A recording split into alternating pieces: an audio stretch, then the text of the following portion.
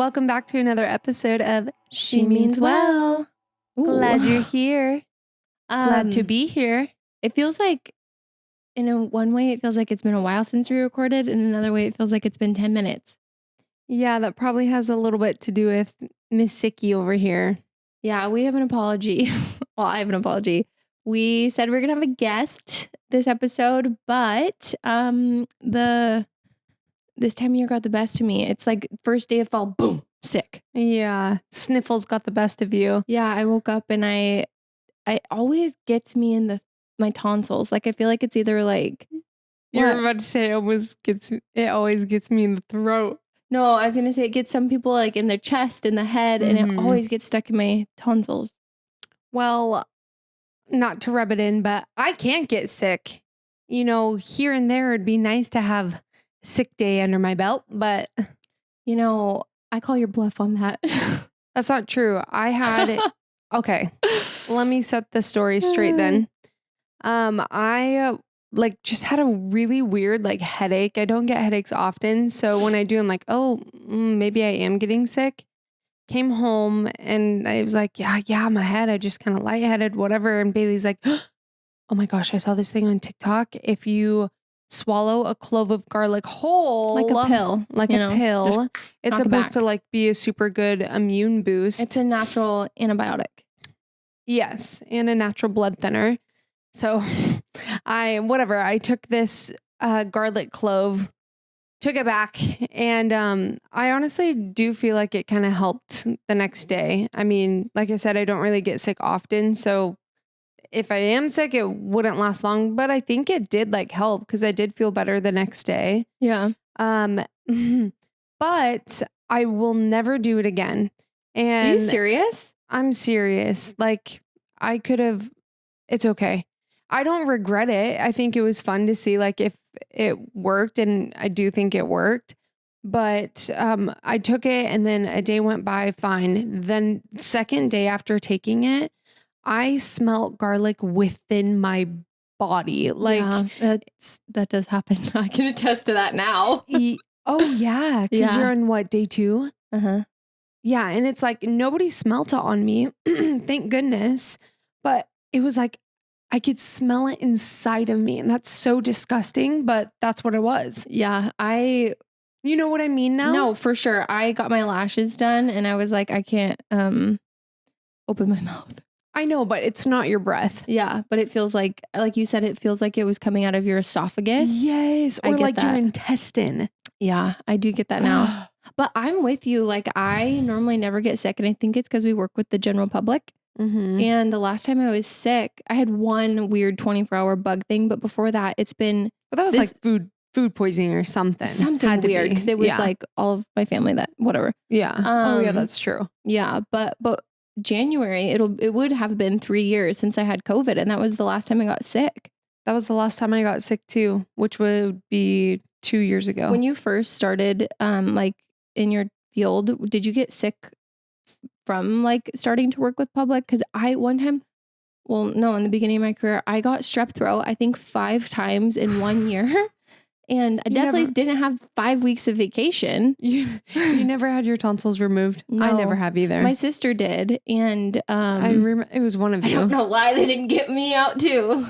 I think you do have to be a certain age, because if they take your tonsils out too soon, basically your voice doesn't drop. Oh. What? I'm kidding. No. They say that for dogs, if you cut their balls off too soon, their bark. Yeah. I'm kidding. Yeah, no,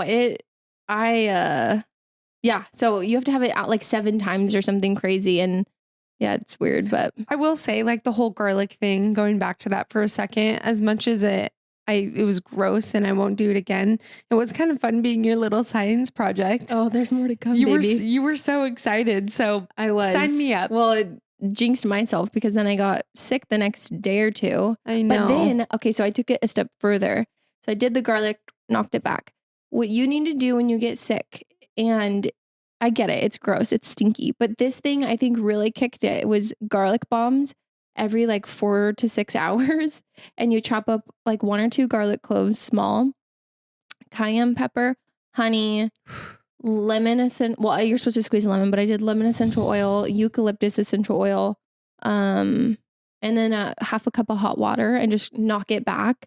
I will say the like third swig to finish it, like 2 out of 3 times, I just couldn't finish it. Oh gosh. But I think it really helped. Like I feel like it just like kicked it. I remember our moms doing something like a cleanse. When we were cayenne young. and lemon. Yeah, and like maple or something. The master cleanse. Yeah, something similar to what you just did. Oh, yeah, that one will make you poop your pants. Yeah. It's like a fast Kind of want to do it. It's not healthy. In moderation, right? You don't eat, you just drink that. Oh. I think it's like an early 2000 fad kind of thing. I mean, it would get you. Yeah, never mind. But yeah, the garlic. So thanks for being my guinea pig because you really made me want to do it myself. I honestly was like, if I made Abby do it, here I go. I got to do it. I spent my whole life being a guinea pig. I'm the youngest in my family. I've always been the guinea pig. Mm-hmm. Well, comes with the territory. It does. Okay, so last episode, like that's why I feel like it feels like it's been a long time. Was last episode the Would You Rather? No, those two. We came back with the results. Oh yeah, that's right. But we had so much fun. We loved it. So it's not going anywhere. I still have people talking to me about it to this day. Today. Oh, really? What'd they say? They're like, oh, I cannot believe Toes won. I'm like, me either. You promise that's what it was? I promise. That happened today. Okay. But we're going to let that go. We had so much fun doing that Baylie and I were getting to thinking, which we do sometimes. Let's do another Would You Rather. We had so much fun with it. It was fun interacting with you guys and just having conversations outside of just in our pod at work and stuff. So we came up with a Would You Rather. And we like when we have something to disagree about. Mm-hmm. So we're almost always going to disagree on it. You share the tea. Okay, so it's Would you rather, and correct me if I'm wrong because I think you made it up, but would you rather wake up and have the same routine, same day, every single day, like Groundhog's Day, every single day of your life? Or would you rather wake up, you're still you, but every single day you are in a different life? Like it's like you might wake up and you are in another country. You might speak another language. You are having a different day with different people. You'll never see the same people. So different job, different living situation. You could be homeless. You could be the president. You could literally every day is different. So what would you pick? And I would do the same thing every day because I feel like there's things in my life that I could control better. And that's my reasoning. So boring. It couldn't. Like I would rather. Come on, Enneagram 3s, come through. I would rather have it be like an adventure, something new every day, something I can learn every day. No, see, you're making it sound way more enticing. An adventure. You have to eat the same thing for lunch, breakfast, and dinner. No, I can make different choices in these days. So it's not the same day. It is. Like I'm going to be doing the same routine. But like I can choose to dress different. I could travel back and see my family if you wanted. Okay. Yeah. Well then even But you more. got a day. Yeah. 24 hours. You better use it wisely. So let us know. But time goes on. Like I'm doing this day, but time still goes on. So like if you I just disagree. Hey. To each their own. And this is why we're such good partners, Baylie. Abby, I'm hot. I'm so sweaty. It's okay. Dang. My dogs are barking. Get off those. No, I like them. They're cute. I like them too. They match your socks too. My socks? Definitely went with Abby, that's not a polka dot. That's a stain. Well, looks nobody would have even noticed. We definitely went with a cozy vibe today. I haven't broke this news to you, but I'm running on 0 hours of sleep right now. I saw your story earlier. I woke up. I hopped onto my feet at 3 a.m. when I was like, I've had enough. I can't do this. What time did you actually like put your head down? To like enclose my eyes. It was probably like 11:30 or midnight. And you know me, I'm usually out like a light. Like I'm the worst person to like watch a movie with because I will fall asleep very, very quickly. I never have an issue. Were you on your phone? No. Really? Mm-mm. I was on the phone up until the time that I like. Up until 3 a.m. No, up until I chose to be a good girl and get some sleep before work. No, dude. I was up. Jordan has taught me this. I think they call it like pilots do this sleeping technique, allegedly. And like you lay down and your arms and legs are flat, you're on your back, and you like, it's kind of like I've done like nighttime meditations like this too, but you think of like every muscle group all the way up and you make sure every muscle is as relaxed as you possibly can be. And by the time you get to your head, the most important one is your tongue. Wait, you just mentally picture your like muscles relaxing? Feel them like from head to toes. Okay. From the head. Should I do it right now? Your toes to your head, like that way. She's so anyway, this will be a solo episode. No, but the most important muscle is your tongue. And when your mouth is closed, you want your tongue to not be resting on the roof of your mouth because that's still strenuous. Mm-hmm. And you want it to like fall back and you fall asleep pretty quick like that. So maybe try that tonight. Okay, this is a really quick like fun fact dental for you. Oh. And I don't know, I think maybe I have shared this with you, but it's super fun. When I heard her say it for the first time, I was like, oh my goodness. But if you say the word mama, where your tongue is when you finish that word is where your tongue should be at resting. Mama. So it should be like relaxed on the floor of your mouth. Mm-hmm. I don't know why saying that reminded me of the belly of the whale. The floor, the belly of the whale. floor of the mouth. I don't know. I'm swimming with fishes. Oh, yeah, that's what you're talking about. Good days. Yeah, it's weird. I started doing that whole technique if I can't fall asleep, and it's weird how the tongue is the last thing I think about, and then I'm like, oh, that's why. And it's almost always pushed against the roof of my mouth. Yeah. That and like clenching too. Oh yeah. You don't realize that you hold so much stress in your jaw. Yeah. Okay, so you brought something to my attention the other day, but I want you to explain it. The whole like, if you could do something that you don't already do. Oh yeah. That whole idea. Yeah. So I just have these reoccurring thoughts through the span of my lifetime, probably, of things I can like really picture myself doing, and I really want to do it. But I just like won't do it. Like I won't make the step and do it. I mean, I say that, but I feel like at a time, like having a podcast was also one of those things. So definitely. And you can do anything you set your mind to, for sure. Where there's a will, there is a way. Right. But for example, for me, one of them being like, sharks absolutely terrify me, but I would want to go cage diving and just like face your fear. It. Yeah, but it's not I feel just like I said fear because you were making that face. You know what? Oh my gosh. Maybe it is all based around fear for me, because another one that I've had is doing like the downhill bikini snowboarding thing. Mm-hmm. And not that I would be like scared to do that. I would be scared to look like a fool, like to fall and my bikini top just out. And next thing you know, you got a free show, you know? So maybe it is a fear thing. I had another one. I think I wrote it down. Ping Do you pong, have any? Right? Wasn't it? Ping pong? Oh yeah, that was it. That one, there is no fear surrounding it. There's no fear. No fear at all. I would love to be on a ping pong league. Like, you know, get home from work, grab my ping pong balls and my engraved paddle. I was just going to say that. That's funny. Yeah. You took it from me. What about you? Do you have any?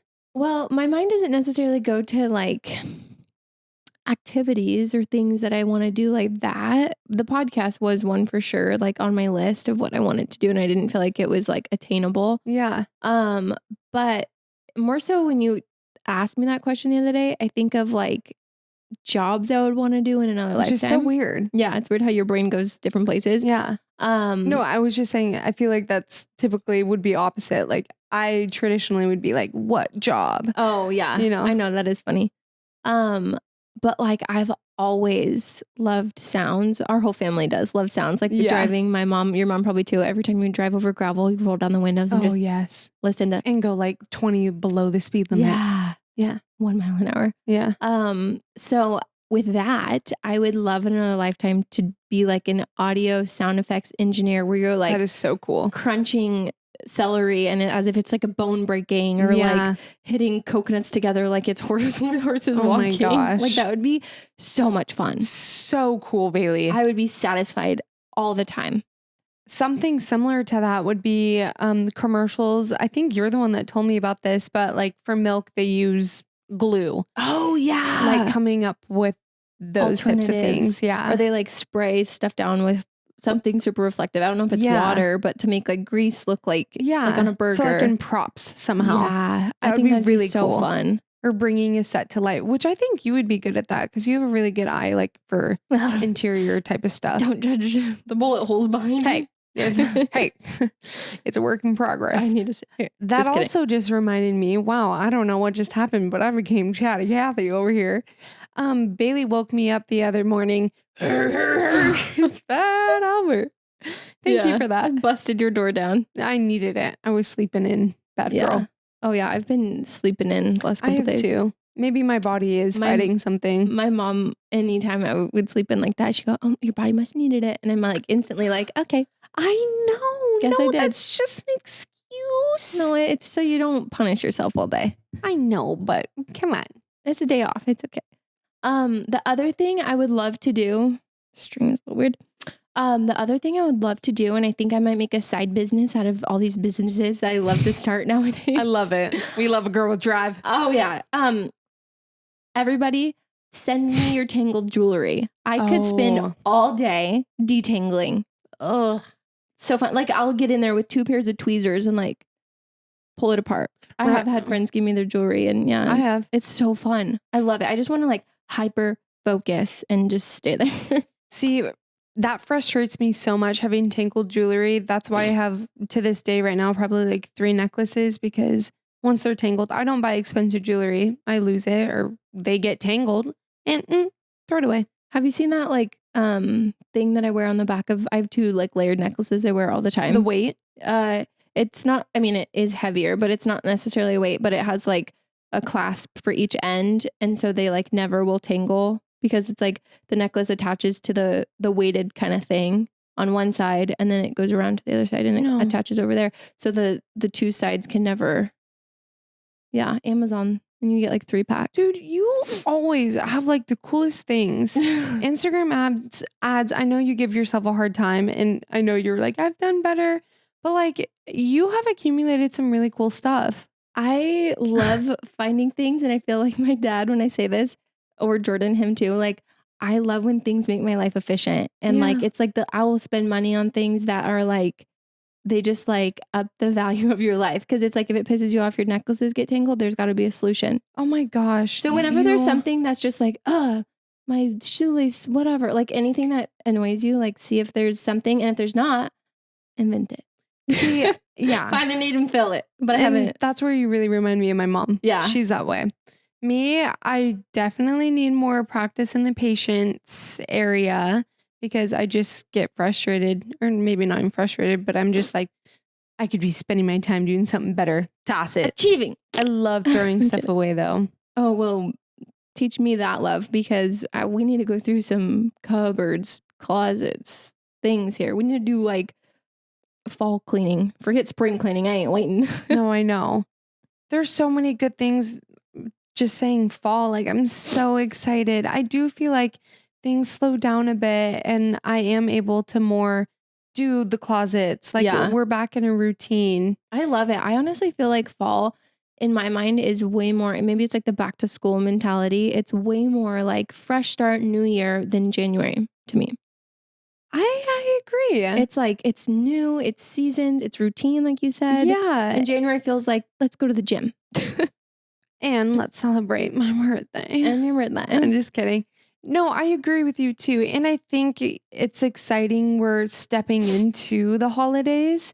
So that build up in itself is fun. Yeah. I like that part of it. Because January feels like it's beginning of the year. Oh, we got 12 months. I know. And at least in Washington, it's like the time you got to get out. February for sure. It's dark. It's gray. Oh, it's raining sideways, but misty rain.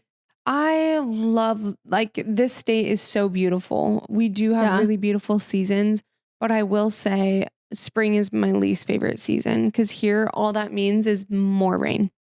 Yeah. And we've already had a stretch of rain and dark clouds for 3-4 months. And sometimes we'll get a nice spring, but then I feel like summer never comes if we get a nice spring. Yeah. Or it's like our spring's the tail end of it. It's like, okay, this is nice. Yeah. But it's like the last 3 weeks of spring. Yeah. Washingtonians love to complain. Yeah. Although I do like the rain. It's just when there's long periods of dark gray clouds. And that's all. I'm going to go cry. Yeah. For hours. It's depressing for sure. Or leaving the house or like when as early as I do, Abby. dark. Like even already it's really dark. And then Abby leaves at nighttime. I'll just say that. She leaves for work and it's nighttime. And then I get home and it's dark. That's hard. I don't like that. At the last salon I worked at, there was no windows. And I would leave in the morning. Honey, that's prison. Well, I know it wouldn't be dark. I never start work early. But we call it the color casino because it's like, is it light? Is it dark? It's like the casino. Who knows what it's like outside? Yeah, it's rough. But anyway, I like those questions because it kind of touches on like how we're wired and like the things that like spark interest in us. And it gets me thinking about, one of my favorite topics. Yes, I do. The Enneagram. Yeah, I heard about it from... So you're done? It was very buzzy around like church culture, I feel like around the same time. And it's a Christian teaching, right? No. Oh, it's not? No. Okay. No. Okay. Okay. I don't think, no, not necessarily. Okay. In just fact, a lot of Christians actually, it's kind of woo-woo. They think that people give it too much power. And it's like totally. Yeah. You could. But it's a tool. Just as if you anything. use it it's a tool. Yeah. Yeah. But my dad, he did buy like this teaching for like his staff to listen to, and it's like all the numbers. What's her name? Suzanne Stabile. Yes. I listen to those. Yeah. I love her accent. Yeah. She's a fiery one. Yeah. Her book, The Road Back to You, that she co-wrote that one. That one's a really good one if you're trying to figure out what your number is or if you want to learn about other people. And I recommend the audiobook for stuff like that, like the Enneagram, like listening to stuff. Personally, I resonate with it so much more. And when I'm reading it, I'm like, I like to highlight it. Like, I think I would like to listen to the audiobook and then maybe have a copy to like highlight if I want to like study it. But I think Jordan's sister actually is the one that she really got me going on it. Oh, really? Mm-hmm. Yeah. And I feel like an audiobook for me would work better too. Maybe not for everybody, but when it comes to Enneagram, it's not just like, this is your number. This is how you process things. It goes into so many different levels of, okay, this is your number and this is what it looks like when you're at your healthiest. This is what it looks like when you're at your unhealthiest. And then it gives the whys. Right. And there's so many different layers. That was just one example. Right. And I like it better than like before I knew the Enneagram. I thought that like the Myers-Briggs was really cool. Did you ever take that one? Is that the like NTP? Yeah. ENFJ, I whatever. actually took that for the first time this year. Oh, okay. I don't remember what it was. Yeah. It's like, it's similar. It's a personality test. But what I like more about the Enneagram than that is the Enneagram isn't just like you said, it's not just like, this is what you are. Like the Myers-Briggs, like this is how you can troubleshoot in your life. And or like, watch out when you're under stress, you're moving towards this area. We really want to do like a deep dive and we have a guest that we want to have on for that. So we're really excited to do that. But with the Enneagram, like I started studying, and honestly, if you do just go take the Enneagram test, if that's like, where do they take it? Oh, Truity, TRUITY.com. I like that one the best. I think it's worded the most clear and concise. Other ones can be a little confusing. It's like, I almost always never sometimes do that. And you're like, huh? Like what? Yeah. I like that one. I didn't do that one until more recently, but the one that I took in the beginning, which I like, and that's typically the one that I tell people to take, is the Enneagram Institute. Yeah, I think like purple kind of background. No, it's just like super boring. Yeah, I think that's the one. Is that the one? That's the one I took the first time. Yeah. I remember taking it actually and getting like a different number, or maybe it was a 9. I'm what like, were you? Well, I think I was trying to get a 7. I thought 7s were fun. Whatever. I could go down this rabbit hole forever. So anyway, back to Enneagram. Yeah. So that was the first thing that kind of got me like aware of how I show up in life. And like a 9, just for a little synopsis, is the peacemaker. And they tend, when they're like unhealthy, like, or healthy, like I have this tendency to want to like please people, because I want to keep, like, my whole motive is to like keep peace. And if there's conflict, there's not peace. And so sometimes I won't like stand up for myself or something because I want there to be peace. And so what I was going to say a minute ago is, after you take the test or find out what you are, follow Rude Ass Enneagram on Instagram. That's like my favorite Instagram account once people know what they are, because it takes the same meme and it does like different captions for each number. So it's hilarious. But I typically, when I introduce Enneagram to someone, I'll send them that Instagram. Oh yeah. It's just hilarious. But it got me like into waking up to myself, which then led me into going to therapy. And there was like a specific scenario that like landed me in therapy, but it wasn't like oh my gosh, I need therapy right now. And I remember finding my therapist, and I felt so like blessed, because I really felt like I connected with her off the bat. I remember we did this like phone kind of 15-minute interview, like, just, if we fit, she's like, I want to be a good fit for you, just as, vice versa, whatever. And I remember just like crying, and I was just like, I think I really need this. Yeah. And I didn't realize that there was a lot I wanted to talk about. And she's like, no, that's actually way more common than you would think. But, if you're looking for a therapist, like, it is more common, I think, than not to not feel like it's a perfect fit right off the bat. Oh, totally. So if that's the case, like, was that your first time doing therapy? Like consistently, like I had done like a one-off session with someone else, but that was my first, like, okay, I'm seeing you every week. Right. And I actually got to know her really well. I've experienced, quite a few different counselors, therapists. I'm not sure what the correct term is now. I think it just depends on their credentials. Yeah. And there's been a couple times where I'm like, this is not the right fit, but that's important. Yeah. You need to feel comfortable, and keep trying if it's not the right fit, because it doesn't mean therapy's not for you. Therapy's for everybody, in my opinion. Right. For sure. But what I really liked, like, for probably the first 6 months I saw her, we just did traditional talk therapy. And then she's wanted to switch it up with me, and I want to talk a little bit about this. And it was a different style, and it's called lifespan integration therapy. I'm sorry, you brought it to her, she brought it to you? She brought it to me. Okay. And I really hope I'm not butchering this, but she described it to me, and it's been a couple years. But she described it to me like, I don't know if any of you guys know, like, EMDR, that, like, when you've been through something traumatic, and it's supposed to bring, like, I think your brain stores things in a different area where you kind of block it off. So it's like, I think EMDR is more visual. So like, you'll say you were in a car accident with a red car or something, and you have flashcards. I didn't do EMDR, so I could be making this up. But you show different cars or symbols or pets or whatever. And then when you show a red car, it's like the way your eyes move or something like that. And it's like your brain lights up in a different way, where it's like stored trauma that you haven't worked through. Okay. That you don't realize that's what is setting you off. That's so cool. Yeah. So lifespan integration therapy is kind of similar in the sense of, like, it's like a part of your brain that you haven't tapped into. So what we did was we made a timeline of my life. So I started, like, she was like, I'm going to fill in the first couple of years, because of course you don't know. So from your first memory? Yeah. Is that where you started? Yeah. So we started at my first memory, and I was like, when I was 3, my parents planted a church in Ording, and then I went like every couple years and gave her like memories. Yeah. Things that stood out. Yeah.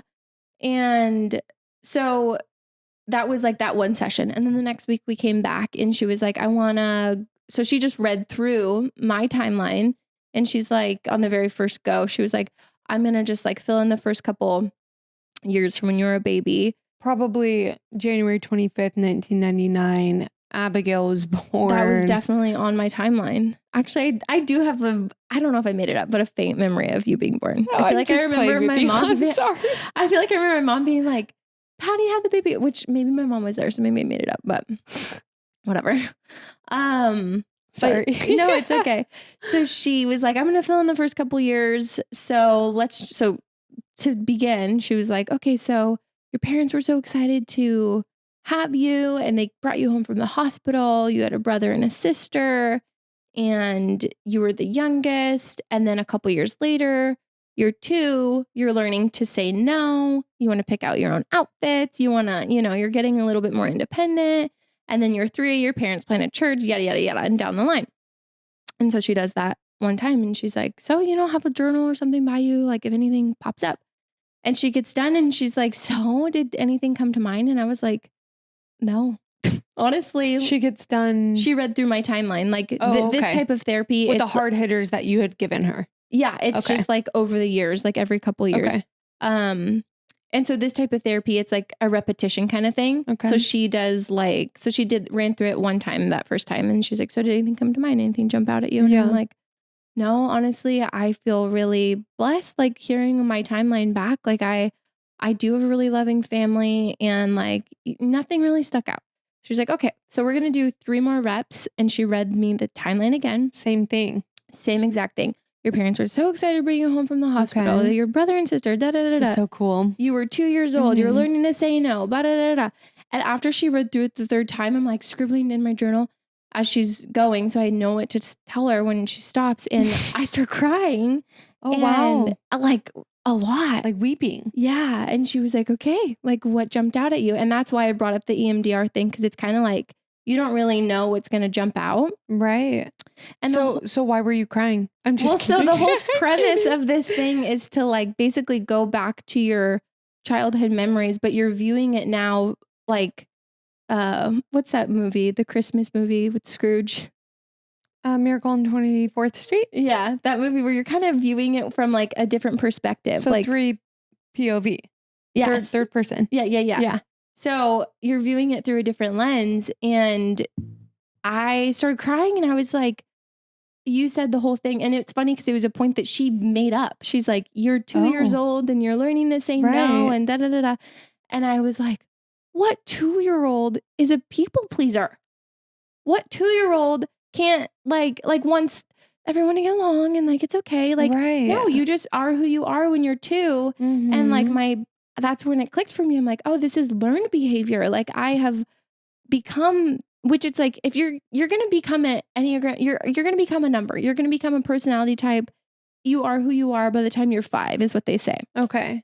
Personality wise. But also you are a product of your environment. For sure. And so it's kind of an interesting thought because it's a little bit of both.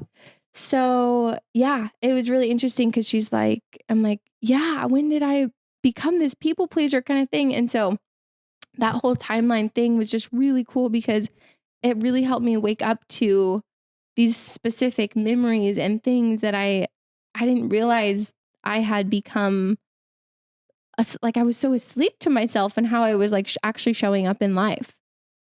Dang, that's so crazy. That makes me want to go back to therapy. It was really cool. Therapy is really nice, but it's heavy. Yeah. If anyone wants my therapist's name, I cannot ever stop recommending her enough. Like she was the best. I started during COVID and it was virtual. So I actually never saw her in person. And one time Jordan and I were at brunch and I was like, I think that's a therapist. So you guys just did Zoom? Yeah, we did Zoom and I saw her in person. And I don't know if she was on a date, but she was like with a guy and she was single when I saw her. And I know that it's like legally I'm the one who has to initiate as like the patient. And I didn't say anything because she looked like busy or whatever. And I was just like, oh, this is weird. And I was like, Jordan, she knows a lot about you. And he's like, can I get you another glass of water? He's pulling my chair out. He's dapping your face with a napkin. Yeah, literally. But yeah, it was so hilarious. Funny. Oh my goodness. Yeah, therapy is just so cool. There's so many different types and kinds and things. And yeah, it's wild what your brain can store and like. It really is. I recently was doing research just on my Enneagram number being a 3. Oh, we didn't mention either. Again, we just kind of want to touch on what Enneagram is in this episode. And we have an expert that's going to come in and share a lot more with you guys. But along with the number that you get a wing number that, will you describe what that means? Yeah. You're better at that. So there's a couple different like theories or teachings on it. And I really like Beth McCord. She says that your wing, because when you take it, like Abby might take the test and it'll say you're a 3, wing 2. And that's what you are.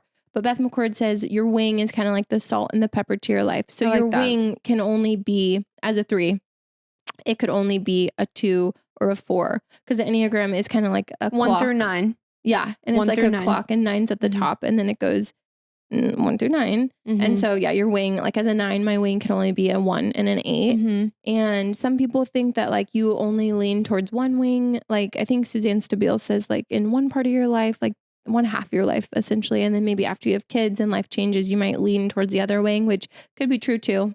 Yeah. I mean, we're always changing. So Yeah. I'm sure that my wings will change the older I get. But it's basically just like personality traits that you pull from those other numbers. So it's good to learn for you what a 2 and a 4 are. Yeah, totally. And I do want to dive more into like what a 4 is. I know what a 2 is pretty well.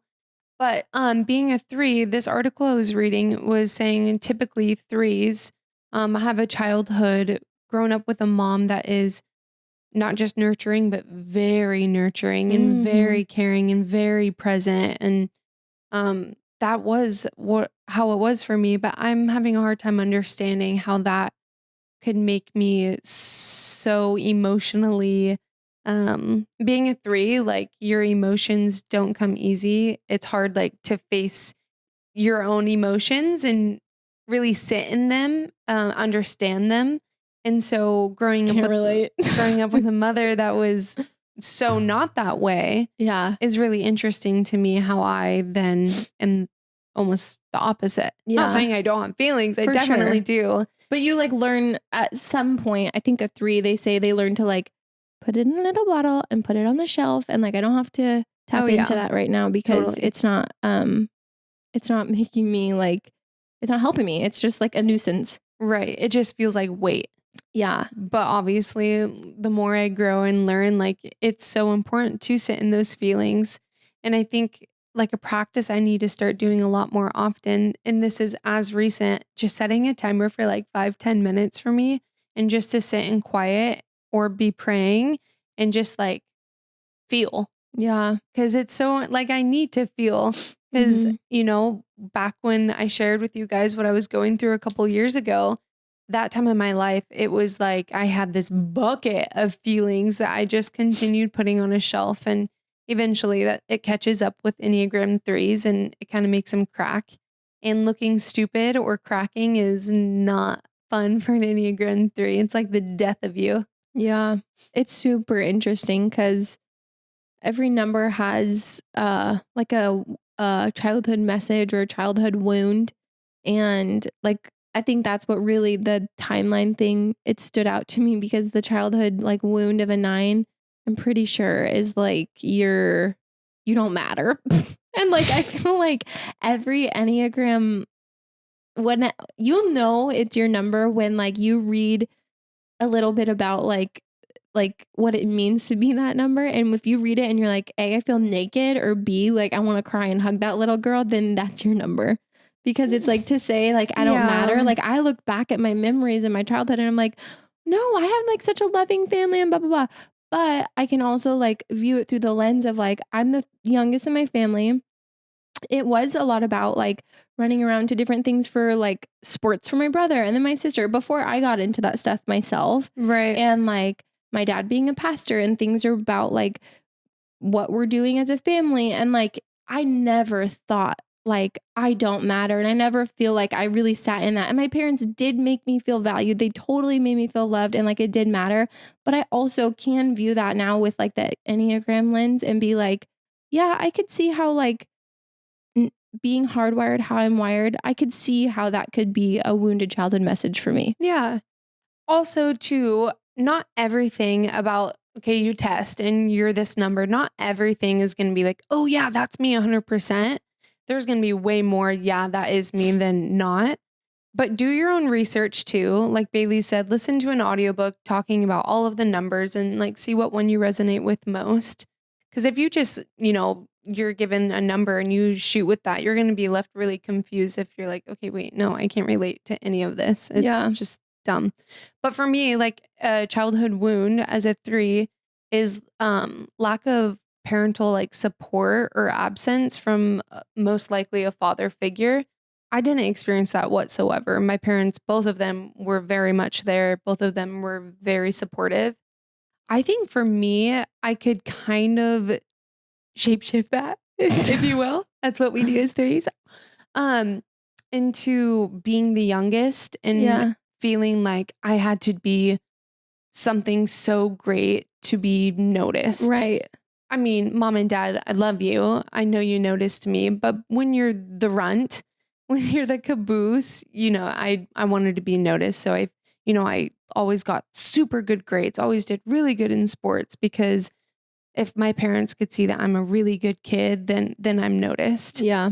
It's super interesting. And I think I'd like to dive into like, if there are studies, I'm sure there are, with like birth order and Enneagram numbers, Yeah. because I'm also the youngest and it's quite the opposite for me, Mm-hmm.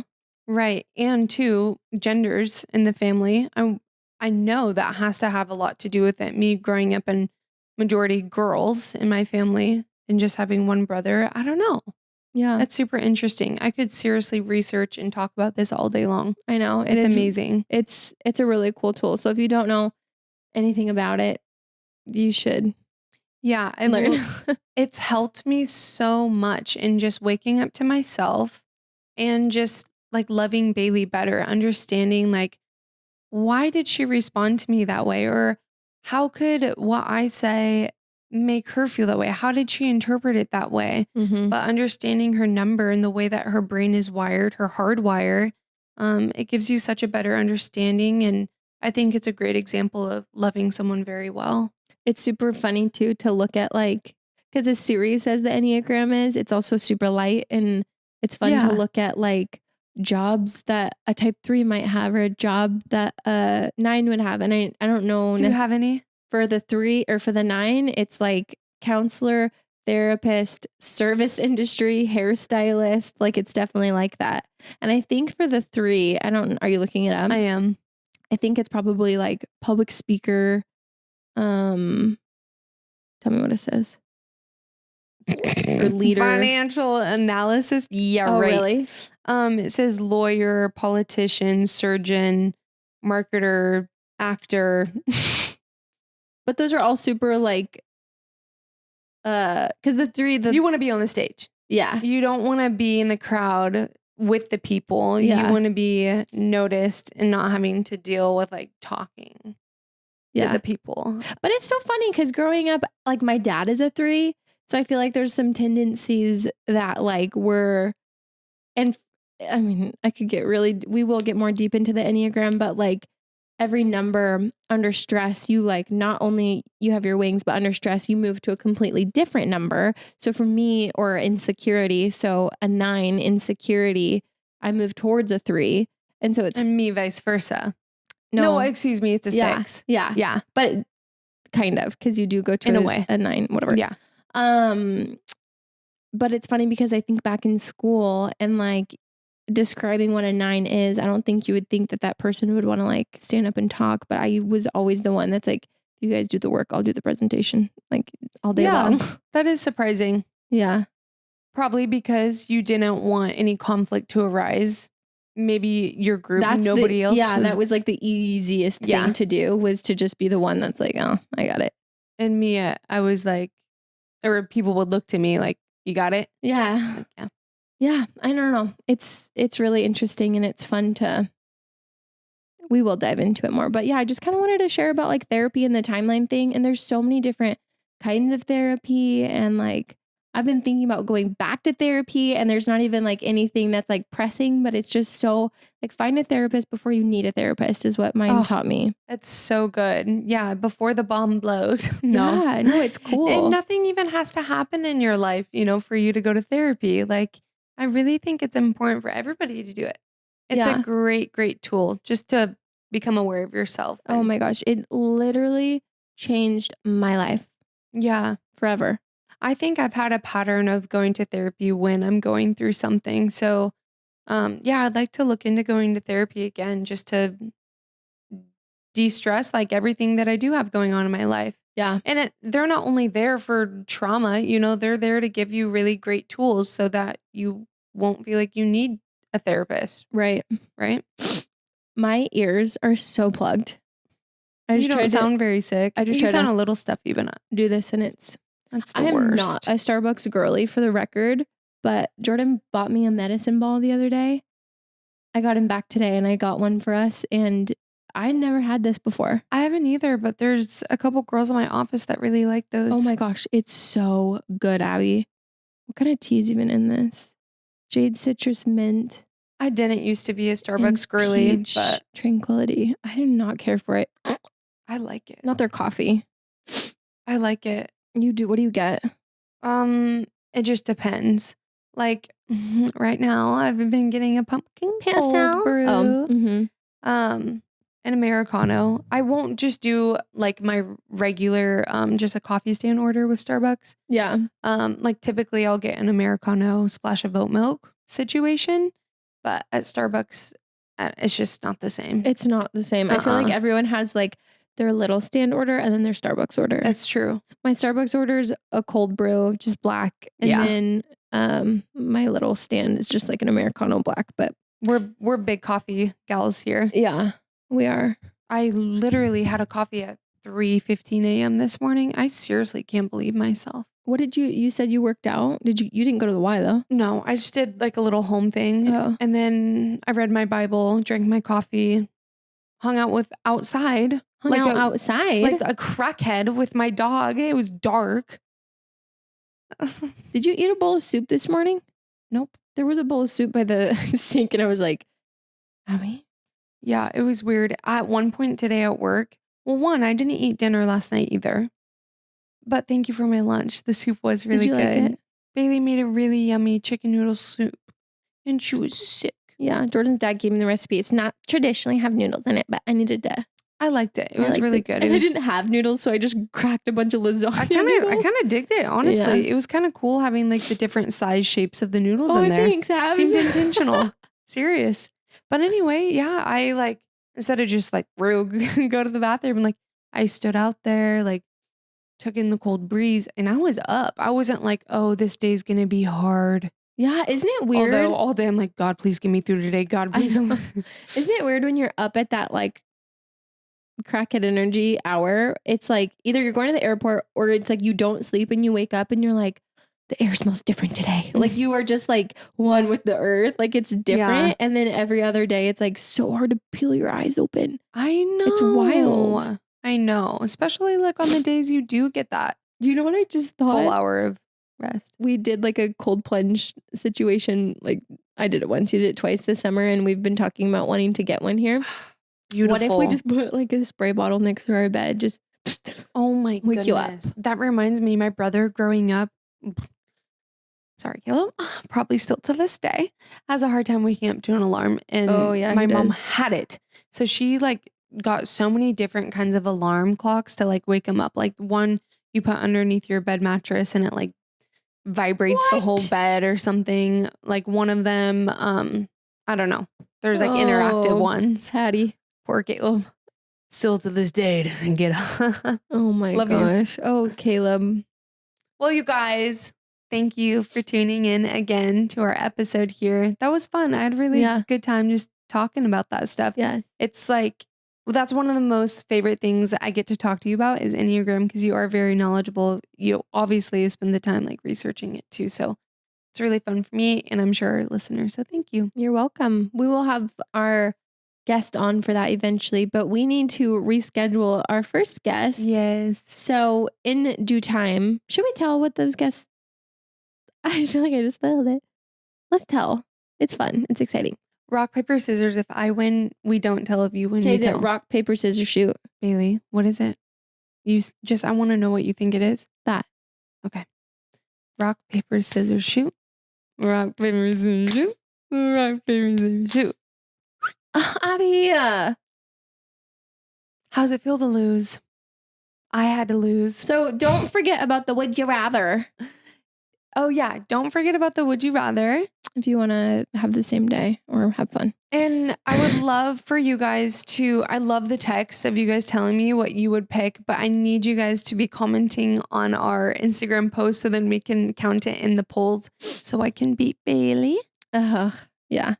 And then I was going to say something else. Something about our episode.